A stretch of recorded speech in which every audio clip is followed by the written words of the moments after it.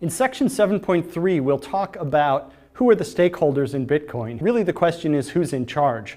We've talked about how Bitcoin relies on consensus and about how the rule book of Bitcoin is written in practice. We've talked about the possibility of a fork or a fight about what the rules should be. So now I want to come to the question of who actually has the power to determine who might win a fight like that. Okay, so who is the power? Well, suppose there's a negotiation about rule setting. There's a discussion within the community. There's a disagreement about which rule set should be used. Who actually controls the outcome? Now, if you think about it, as with any negotiation, one of the most important factors in understanding who has an advantage in the negotiation is to look at what happens if the negotiation fails and it comes down to a fight. And generally speaking, whoever has the best alternative to a negotiated agreement is going to have the advantage in a negotiation. In other words, whoever is likely to win a fight is likely to win the negotiation. It's the long-standing rule that on the playground, the biggest, strongest person is likely to get their way, even if no blows are exchanged. So let's talk about who actually has the power and who would be able to win if there were a fight involving a fork in the rules and a struggle for power over what the future of Bitcoin would be.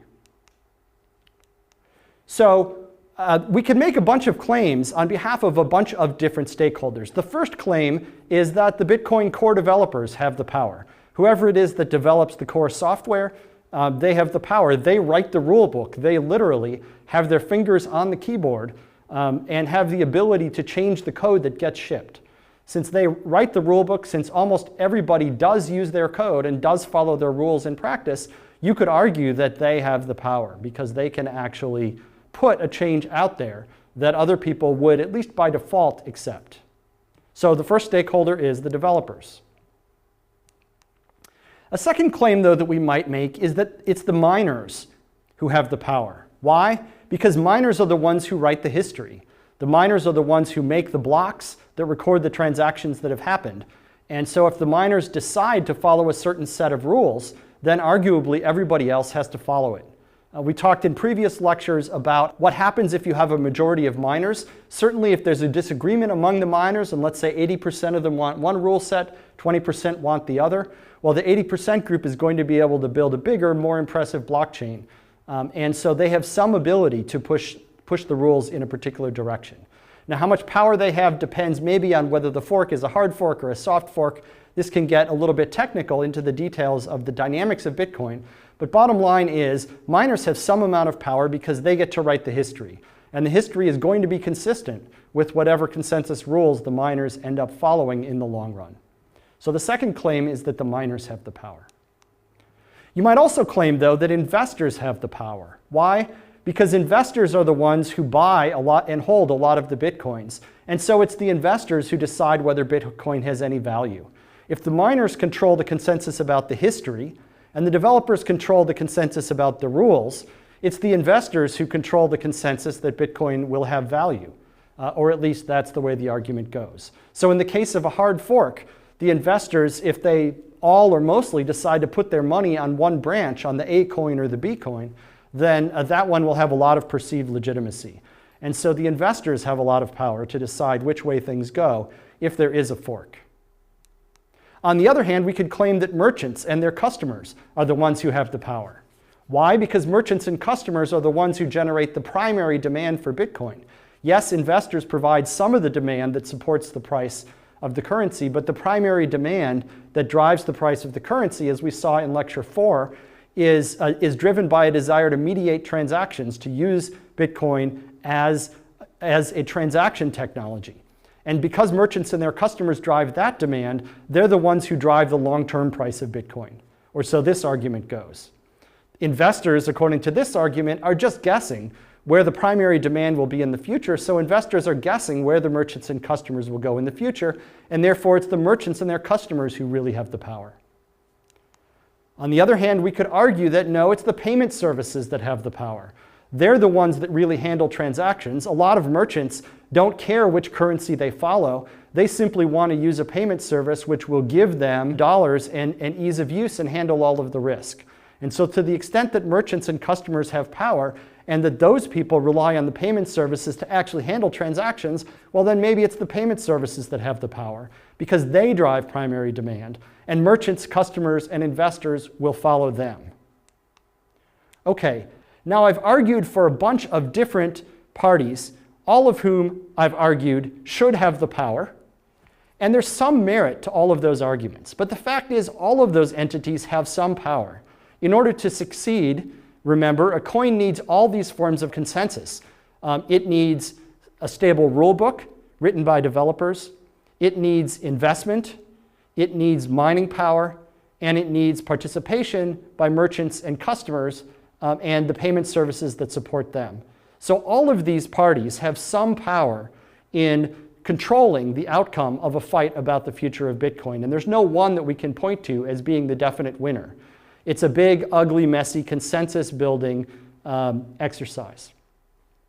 There's one more player that I want to talk about when I talk about governance of Bitcoin, and that's the Bitcoin Foundation.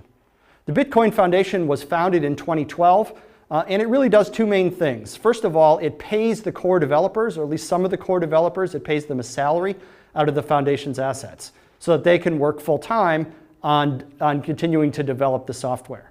The other thing that the Bitcoin Foundation does is it talks to government, especially the US government, as the voice of Bitcoin.